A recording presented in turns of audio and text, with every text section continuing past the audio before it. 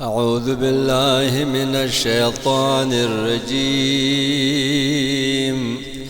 بسم الله الرحمن الرحيم.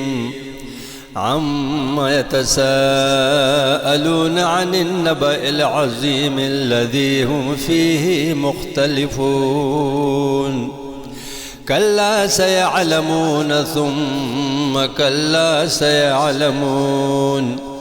ألم نجعل الأرض مهادا والجبال أوتادا وخلقناكم أزواجا وجعلنا نومكم سباتا وجعلنا الليل لباسا وجعلنا النهار معاشا وبنينا فوقكم سبعا شدادا وجعلنا سراجا وهاجا وأنزلنا من المعصرات ماء ثجاجا لنخرج به حبا ونباتا وجنات ألفافا.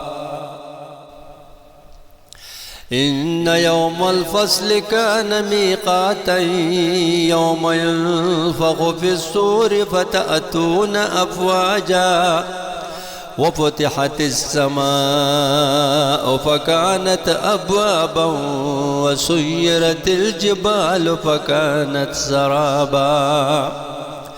إن جهنم كانت مرصادا للطاغين مآبا لابثين فيها أحقابا.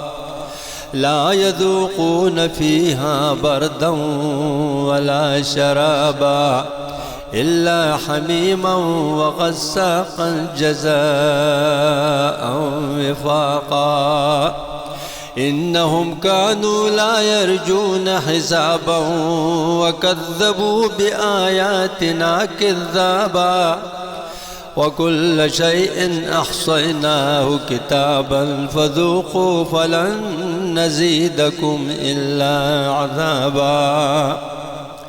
إن للمتقين مفازا حدائق وأعنابا وكواعب أترابا وكأسا دهاقا. لا يسمعون فيها لغوا ولا كذابا جزاء من ربك عطاء حسابا. رب السماوات والأرض وما بينهما الرحمن لا يملكون منه خطابا. يوم يقوم الروح والملائكة صفا لا يتكلمون إلا من أذن له الرحمن وقال صوابا. ذلك اليوم الحق فمن شاء اتخذ إلى ربه مآبا. إنا أنذرناكم عذابا قريبا يوم ينظر المرء ما قدمت يداه ويقول الكافر يا ليتني كنت ترابا. صدق الله العظيم.